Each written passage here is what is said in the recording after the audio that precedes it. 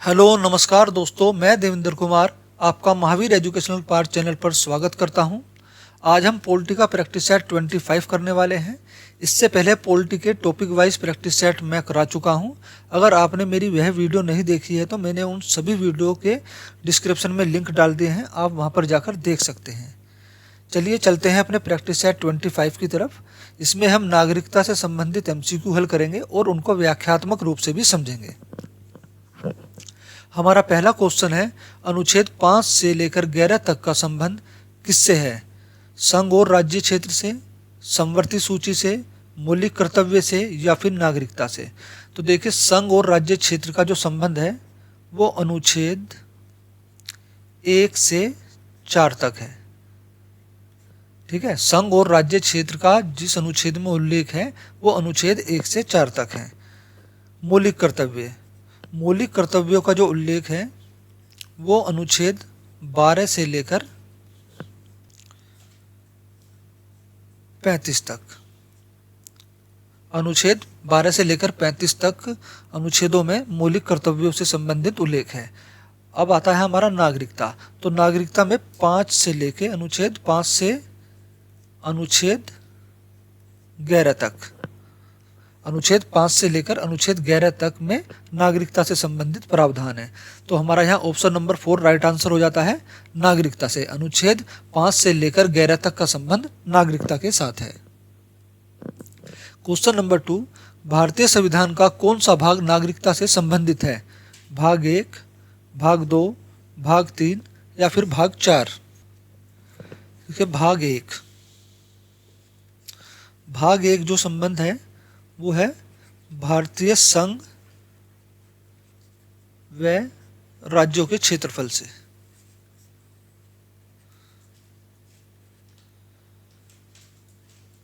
भारतीय संघ व राज्यों के क्षेत्रफल का उल्लेख भारतीय संविधान के भाग 1 में है। भाग 2 में नागरिकता का उल्लेख है या नागरिकता का प्रावधान है। भाग 3 में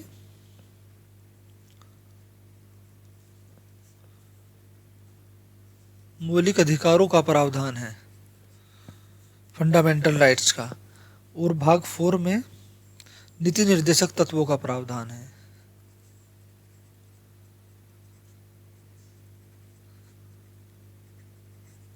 ठीक है, भाग 4 में, संविधान के भाग 4 में नीति निर्देशक तत्वों का प्रावधान है।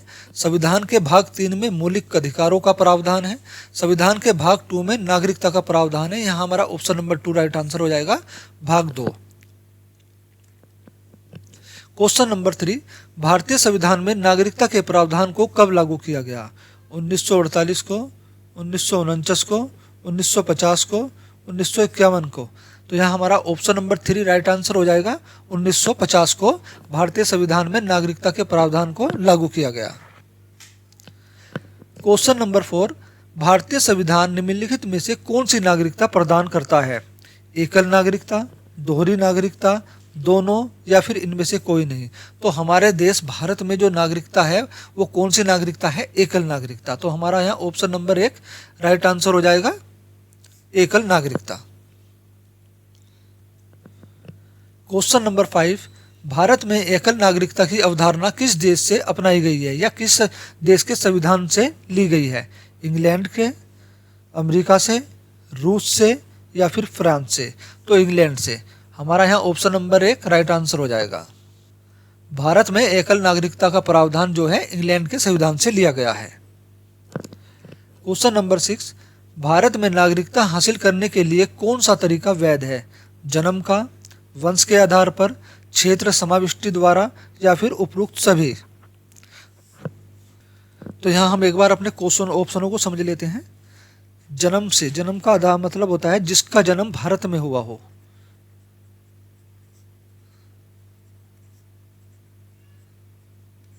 जिसका जन्म भारत में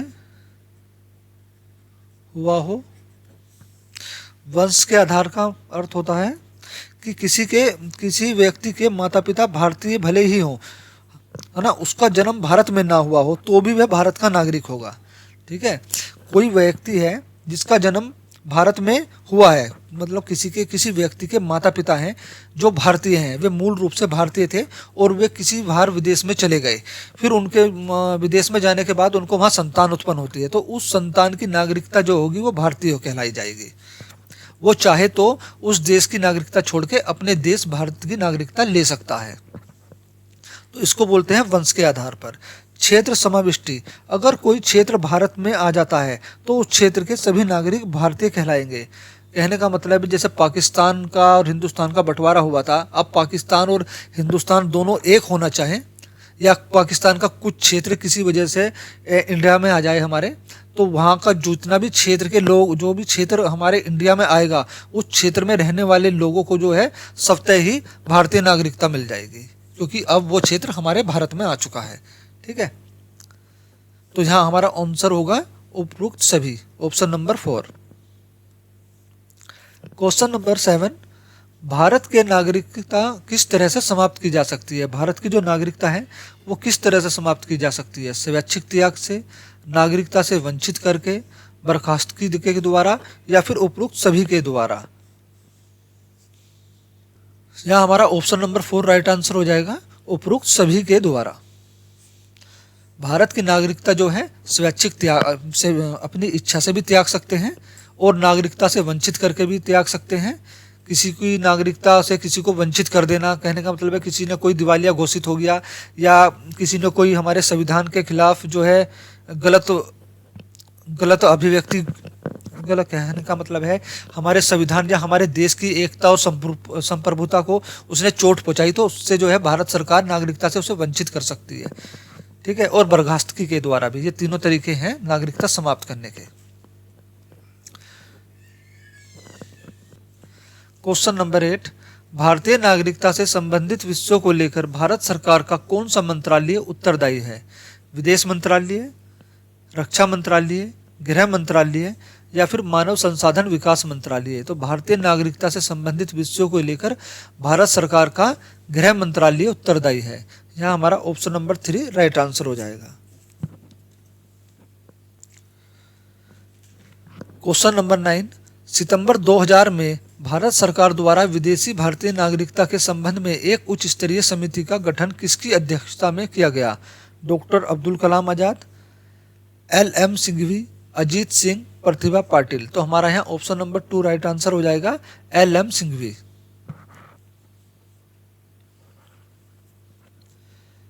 क्वेश्चन नंबर 10, प्रवासी भारतीय नागरिक किसे कहते हैं?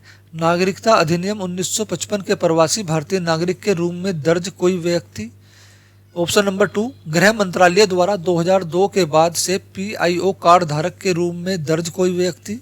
ऑप्शन नंबर 3, एक विदेशी नागरिक चूंकि 26 जनवरी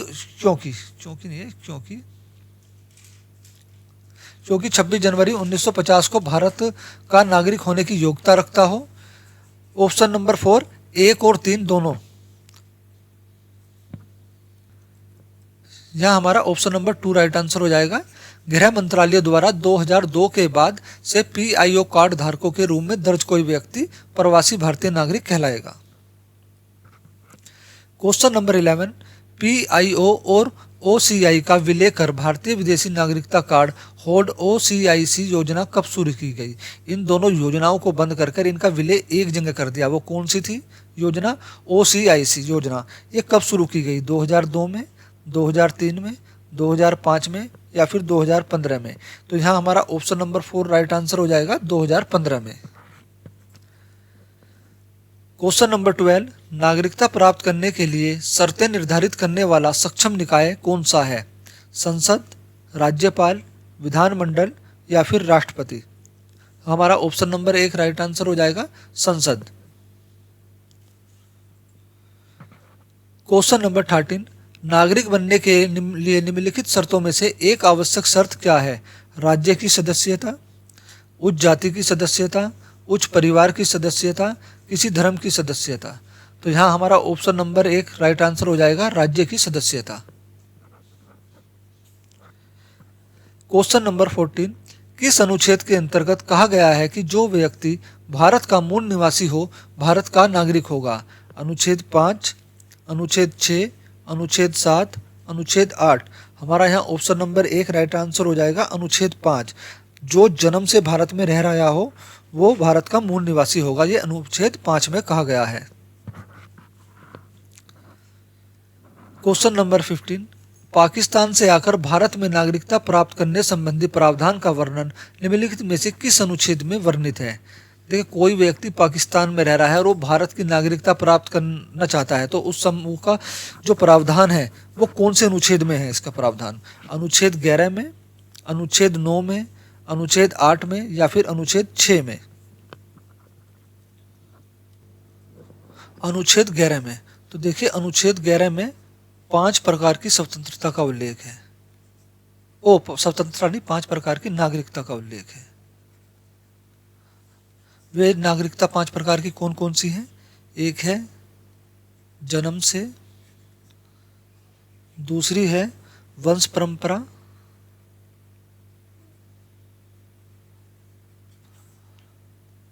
तीसरी है देशीयकरण,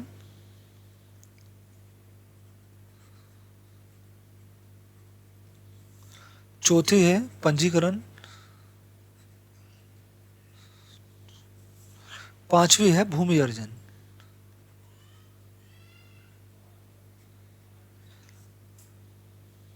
पांचवी, ये 5 प्रकार की नागरिकता का जो उल्लेख है वो अनुच्छेद 11 में है। और अनुच्छेद 9, अनुच्छेद 9 में किसी अन्य देश की नागरिकता लेने पर भारत की नागरिकता स्वयं समाप्त हो जाएगी, इसका उल्लेख है। अनुच्छेद 8, अनुच्छेद 8 में भारत से भारत के बाहर रहने वाले भारतीय, भारत के बाहर रहने वाले भारतीय उद्भव की नागरिकता से संबंधित है। उद्भव या विकास कह सकते हैं।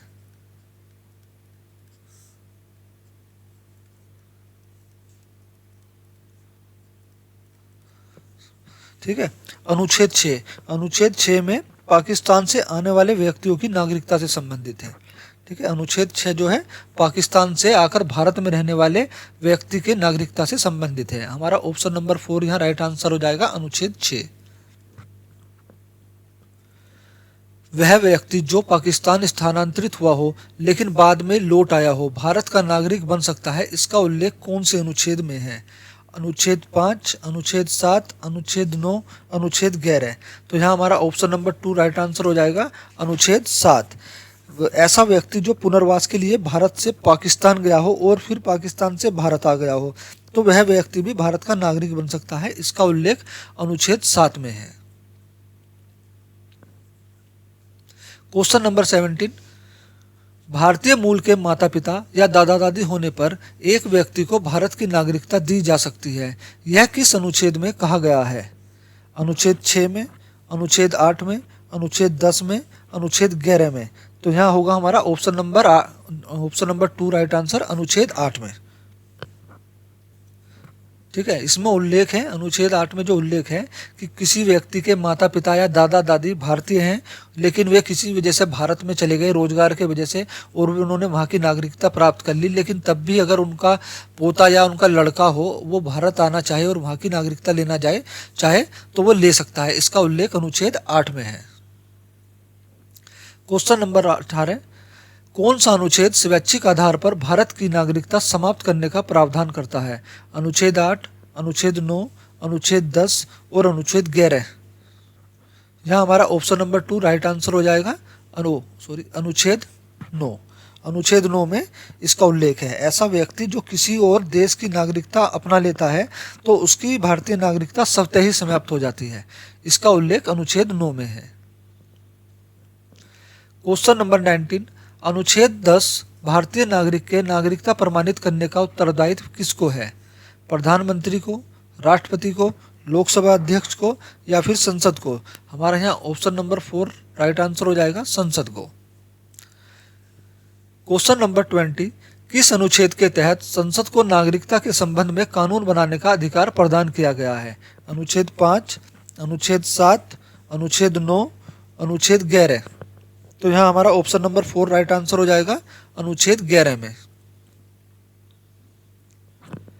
क्वेश्चन नंबर 21, संविधान द्वारा प्रदत्त नागरिकता के संबंध में संसद ने एक व्यापक नागरिकता अधिनियम कब लागू किया? 1947 में, 1950 में, 1955 में या फिर 1960 में? यहाँ हमारा ऑप्शन नंबर 3 राइट आंसर हो जाएगा, 1955 में। क्वेश्चन नंबर 22, हाल ही में नागरिकता संशोधन कानून कब लागू किया गया?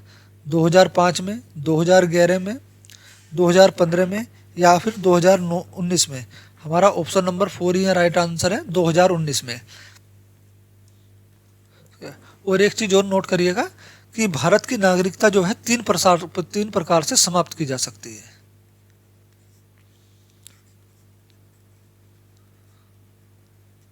तीन प्रकार से समाप्त की जा सकती है, वो कौन कौन सी है? तो पहला है लगातार 7 वर्ष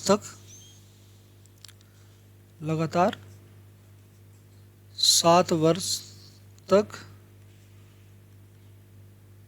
बाहर रहने पर,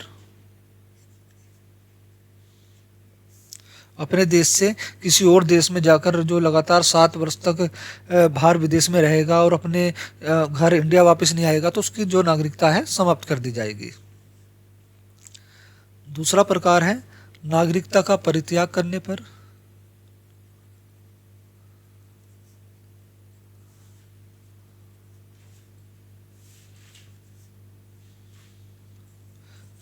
स्वेच्छा से अपनी भारतीय नागरिकता का त्याग करके किसी दूसरे देश की नागरिकता ग्रहण करना। तीसरा प्रकार है भारत के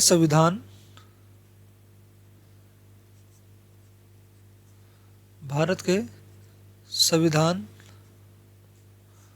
अखंडता व संविधान की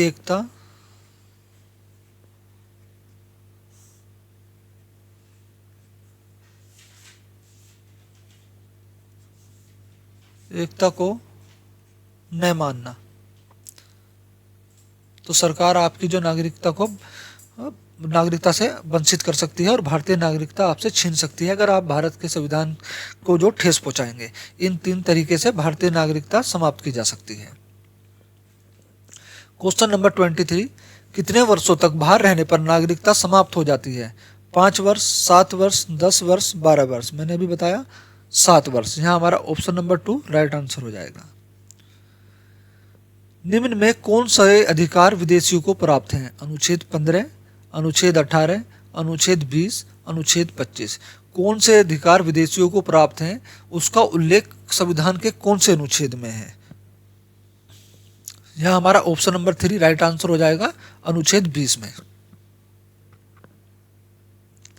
क्वेश्चन नंबर 25, भारतीय नागरिकता नहीं प्राप्त की जा सकती है जन्म के द्वारा, देशीकरण के द्वारा, किसी भूभाग के सम्मिलित द्वारा, भारतीय बैंक में धन जमा करके। तो भारतीय नागरिकता प्राप्त नहीं की जा सकती है भारतीय बैंक में धन जमा करके। कोई भी विदेशी आके भारतीय बैंक में पैसा जमा कर दे और वो यहाँ की नागरिकता ले ले, ऐसा प्रावधान नहीं है, ठीक है ना। भारतीय नागरिकता जन्म से मिलती है, देशीकरण से मिलती है, किसी भूभाग के सम्मिलन द्वारा। जैसे किसी क्षेत्र, किसी भारत से बाहर किसी दूसरे देश का क्षेत्र हमारे इंडिया में शामिल हो जाता है तो वहां के रहने वाले लोगों को भारतीय नागरिकता प्रदान की जाएगी। क्वेश्चन नंबर 26, देशीयकरण द्वारा नागरिकता प्राप्ति का एक तरीका क्या है? भाई बहन की नागरिकता, माता पिता की नागरिकता, विदेशी पुरुष से विवाह करने पर, विदेशी से मित्रता करने पर। तो देखिए देशीय द्वारा नागरिकता प्राप्त करने का तरीका क्या है? देशीकरण होता क्या है? देशीकरण होता है कि विदेशी पुरुष से विवाह करने पर अगर कोई बाहर विदेशी लड़की हमारे देश के किसी व्यक्ति से शादी कर लेती है तो उसे हमारी जो देश की भारतीय नागरिकता प्रदान की जाएगी। यह हमारा ऑप्शन नंबर 3 राइट आंसर हो जाएगा। क्वेश्चन नंबर 27, भारतीय नागरिकता के लोप या खत्म होने का एक नियम है परिवार से बिछड़ जाने पर, देशद्रोह का अपराध सिद्ध होने पर, भ्रमण के लिए विदेश जाने पर, शिक्षा के लिए विदेश जाने पर। देखिए शिक्षा के लिए विदेश जाने पर नागरिकता खत्म नहीं की जा सकती, ना ही बाहर विदेश में घूमने के जाने पर नागरिकता खत्म की जा सकती है। लेकिन अगर किसी पर देशद्रोह का अपराध सिद्ध हो जाता है तो उसकी नागरिकता खत्म हो जाती है। यहाँ हमारा ऑप्शन नंबर 2 राइट आंसर होगा।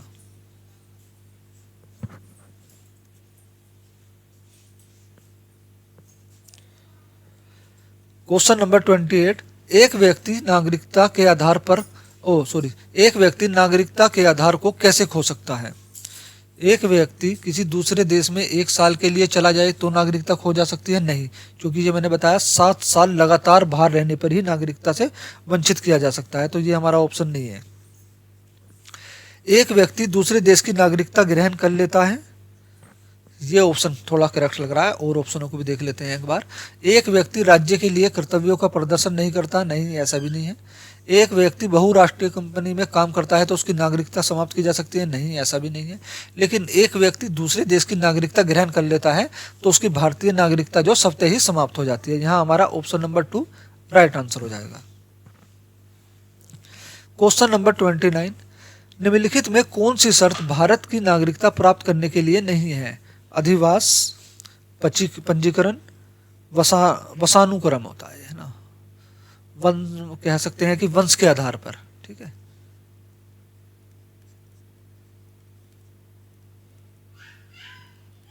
वंश के आधार पर। संपत्ति स्वामित्व, तो ऑप्शन नंबर 4 हमारा यहाँ राइट आंसर हो जाएगा, संपत्ति स्वामित्व।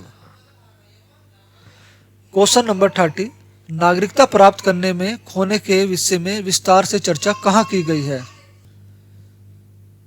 संविधान के भाग 2 में, संविधान की प्रथम अनुसूची में, संसद के विविध अधिनियम में, 1955 के नागरिकता कानून में।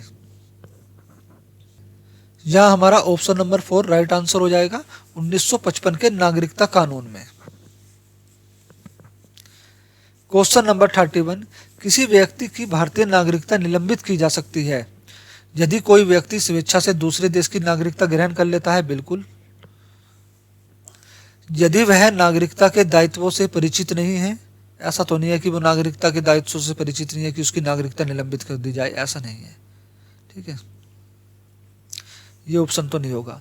यदि भारत सरकार को यह विश्वास हो जाए कि नागरिकता छल पूर्वक प्राप्त की गई है, बिल्कुल, उसकी नागरिकता जो है बर्खास्त कर दी जाएगी।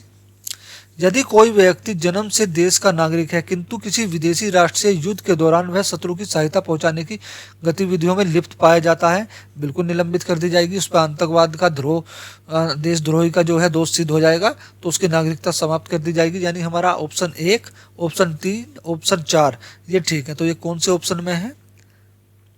ऑप्शन 1, ऑप्शन 3, ऑप्शन 4, ये गलत हो गया शायद, है ना, यहाँ होगा 4। ऑप्शन 1, ऑप्शन 3 और ऑप्शन 4, तो हमारा यहाँ option number B right answer होगा। 1, 3 व 4 ये सही है। क्वेश्चन नंबर 32, नागरिकता संशोधन अधिनियम 1992 के अनुसार भारत में बाहर पैदा होने वाले बच्चों को यदि उसकी मां भारतीय है तो उसे भारतीय नागरिकता प्राप्त होगी। भारतीय पुरुष से विवाह करने वाले विदेशी महिला को भारतीय नागरिकता प्राप्त करने का अधिकार मिला। कहने का मतलब है जो नागरिकता संशोधन हुआ था 1992 में, एक नागरिकता हमारे संविधान में जो नागरिकता का भाग है उसमें संशोधन किया गया था। तो उस संशोधन के तहत क्या बदलाव किया गया था नागरिकता में? भारतीय पुरुष से विवाह करने वाली विदेशी महिलाओं को भारतीय नागरिकता प्राप्त करने का अधिकार मिला। किसी भी बच्चों को भारत में जन्म लेने के कारण स्वतः भारतीय नागरिकता नहीं दी जा सकती, या उपरोक्त सभी। तो उस अधिनियम में, उस संशोधन अधिनियम में किस चीज का उल्लेख था? तो उसमें जो उल्लेख था वो था भारत के बाहर पैदा होने वाले बच्चों को यदि उसकी मां भारतीय है तो उसे भारतीय नागरिकता प्राप्त होगी। पहले ऐसा नहीं था, पहले पुरुष के लिए था ये, लेकिन 1992 संविधान संशोधन के तहत महिला भी इसमें शामिल कर दी गई। तो हमारा यहाँ ऑप्शन नंबर 1 राइट आंसर हो जाएगा। क्वेश्चन नंबर 33, ऐसे सभी व्यक्ति जो डैश या उसके पश्चात भारत में जन्म ग्रहण किए हों उन्हें जन्मजात भारतीय नागरिक समझा जाएगा। 15 अगस्त 1947, 26 जनवरी 1950, 1 जनवरी 1949, 15 अगस्त 1950। तो यहाँ होगा 26 जनवरी 1950। हमारा ऑप्शन नंबर 2 राइट आंसर होगा। ऐसे सभी व्यक्ति जो 26 जनवरी 1950 या उसके पश्चात भारत में जन्म ग्रहण किया हो उन्हें जन्मजात भारतीय नागरिक समझा जाएगा। क्वेश्चन नंबर 34, निम्न में से किस स्थिति में किसी भारतीय व्यक्ति की भारतीय नागरिकता समाप्त हो सकती है? वंचित किए जाने पर, परिवार व्यसन पर, त्यागने पर, उपरोक्त सभी पर, तो यहाँ होगा उपरोक्त सभी पर, वंचित किए जाने पर भी। पर्यावसन, पर्यावसन का अर्थ क्या होता है? दूसरे देश की नागरिकता लेना।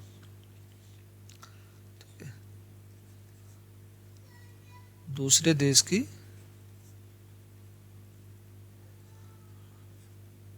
नागरिकता लेना।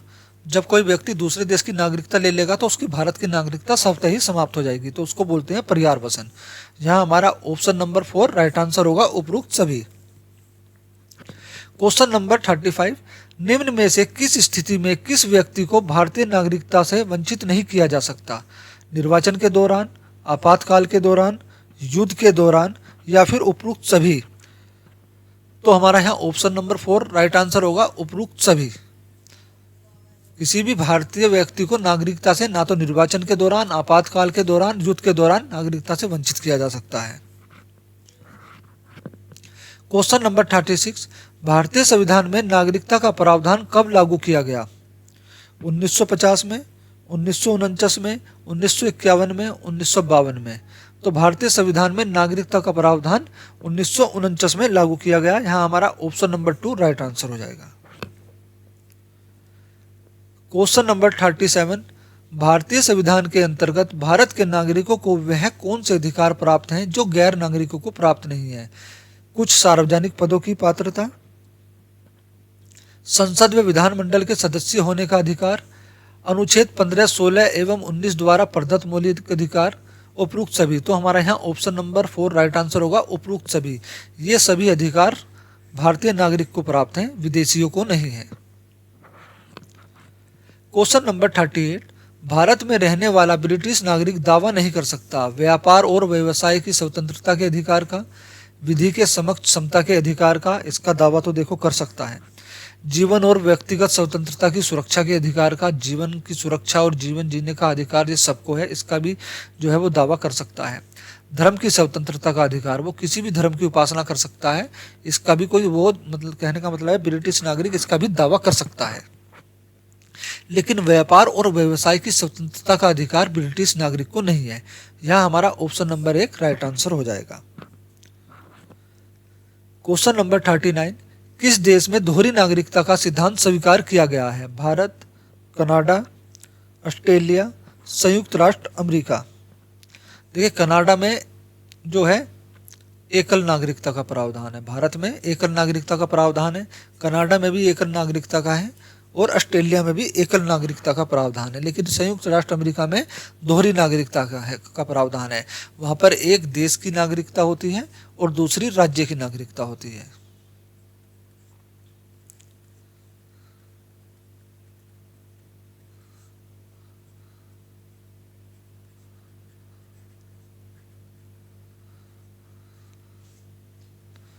यह हमारा ऑप्शन नंबर 2 राइट आंसर हो जाएगा। दोहरी नागरिकता का प्रावधान संयुक्त राष्ट्र अमेरिका में है। क्वेश्चन नंबर 40, मार्शल नागरिकता में अधिकारों को शामिल किया गया है? राजनीतिक अधिकार, सामाजिक अधिकार, नागरिक अधिकार, या यह सभी? हमारा ऑप्शन नंबर 4 राइट आंसर हो जाएगा। मार्शल नागरिकता में अधिकारों को राजनीतिक अधिकार, सामाजिक अधिकार, नागरिक अधिकार, ये सभी अधिकारों को शामिल किया गया है। क्वेश्चन नंबर 41, किसने स्पष्ट किया है कि जो व्यक्ति किसी राज्य के विधि निर्माण या न्याय प्रशासन में हिस्सा लेने में समर्थ होता है वह नागरिक है? प्लेटो, अरस्तु, टी.एच. मार्शल, या फिर बी.एस. टर्नर? यहाँ हमारा ऑप्शन नंबर 2 राइट आंसर हो जाएगा, अरस्तु। और एक चीज और नोट करिएगा, विधि। विधि का अर्थ क्या होता है? संविधान में विधि का अर्थ होता है कानून, ध्यान रखना। क्वेश्चन नंबर 42, प्राचीन यूनानी नगर राज्यों में अरस्तु के अनुसार नागरिक कौन थे? दास, श्रमिक, अवकाश प्राप्त व्यक्ति, या फिर उपरोक्त सभी? हमारा ऑप्शन नंबर 3 जो राइट आंसर हो जाएगा, अवकाश प्राप्त व्यक्ति अरस्तु के अनुसार नागरिक थे। क्वेश्चन नंबर 43, भारतीय संविधान के अनुसार नागरिकता के अधिकारों का बना रहना किस अनुच्छेद के अनुसार है? अनुच्छेद 10, अनुच्छेद 11, अनुच्छेद 8, अनुच्छेद 9? तो देखिए अनुच्छेद 9 में जो उल्लेख है वो है कि जो विदेशी नागरिक है जो व्यक्ति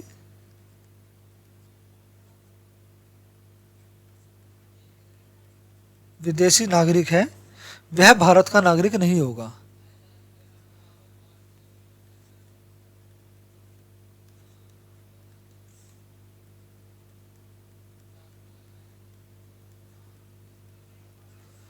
अनुच्छेद 8 में अप्रवासी से संबंधित उल्लेख है।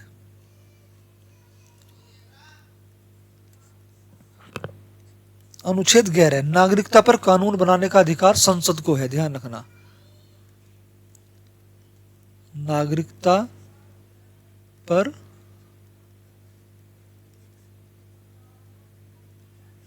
कानून बनाने का अधिकार संसद को है। इसका उल्लेख अनुच्छेद 11 में है। नागरिकता के अधिकारों की निरंतरता का उल्लेख अनुच्छेद 10 में है। तो हमारा यहाँ ऑप्शन नंबर 1 राइट आंसर हो जाएगा, अनुच्छेद 10। क्वेश्चन नंबर 44, पाकिस्तान से आकर भारत में नागरिकता प्राप्त करने संबंधी प्रावधान का वर्णन निम्नलिखित में से किस अनुच्छेद में वर्णित है? अनुच्छेद 6, अनुच्छेद 7, अनुच्छेद 8, अनुच्छेद 9। यहाँ हमारा ऑप्शन नंबर 1 राइट आंसर हो जाएगा, अनुच्छेद 6। नागरिकता निम्न में से किन विधियों द्वारा प्राप्त की जा सकती है? जन्म से, आनुवांशिकता से, पंजीयन द्वारा या फिर अनुरोध द्वारा। तो नागरिकता जन्म से भी प्राप्त की जा सकती है, आनुवांशिकता द्वारा भी, पंजीकरण द्वारा भी, लेकिन अनुरोध के द्वारा नहीं। तो हमारा ऑप्शन नंबर 1, 2, 3 यहाँ करेक्ट होगा, यानी विकल्प बी, ऑप्शन नंबर बी हमारा राइट है। 1, 2, 3 सही है। क्वेश्चन नंबर 46, किस समिति ने प्रवासी भारतीय दिवस 9 जनवरी को मनाने की सिफारिश की थी? ऑप्शन नंबर 1 समिति ने, ऑप्शन नंबर 2 सिघवी समिति ने, ऑप्शन नंबर 3 नाथूराम मिर्था समिति ने, ऑप्शन नंबर 4 एमडी समिति ने। तो यहाँ हमारा आंसर हो जाएगा 46 का सिघवी समिति, ऑप्शन नंबर 2 सिघवी समिति ने। क्वेश्चन नंबर 47, निम्न में से कौन सा कथन सत्य नहीं है? प्रवासी भारतीयों को मतदान का अधिकार है। मूल अधिकार अनुच्छेद 16 भारतीय और विदेशियों दोनों को प्राप्त है। कनाडा में दोहरी नागरिकता का प्रावधान है। इनमें से कोई नहीं। तो पहले एक बार विकल्पों को समझ लीजिए, इससे आपके जो कई क्वेश्चन तैयार हो जाते हैं। देखिए पहला क्वेश्चन ऑप्शन क्या कह रहा है? प्रवासी भारतीयों को मतदान का अधिकार है, बिल्कुल है। दूसरा मूल अधिकार 16 अनुच्छेद 16 मूल अधिकार अनुच्छेद 16 भारतीय और विदेशी दोनों को प्राप्त है, बिल्कुल है। ये भी हमारा राइट आंसर हो जाएगा। लेकिन क्वेश्चन के अकॉर्डिंग ये पूछ रहा है कौन सा सत्य नहीं है। तो कौन सा सत्य नहीं है? कनाडा में दोहरी नागरिकता का प्रावधान है, नहीं। कनाडा में एकल नागरिकता का प्रावधान है, मैंने अभी पीछे बताया था आपको। तो यहाँ हमारा ऑप्शन नंबर 3 राइट आंसर हो जाएगा। कनाडा में दोहरी नागरिकता का प्रावधान है, यह कथन गलत है। क्वेश्चन नंबर 48, नागरिकता से संबंधित निम्नलिखित उपबंधों पर विचार कीजिए और सत्य कथन का चयन कीजिए।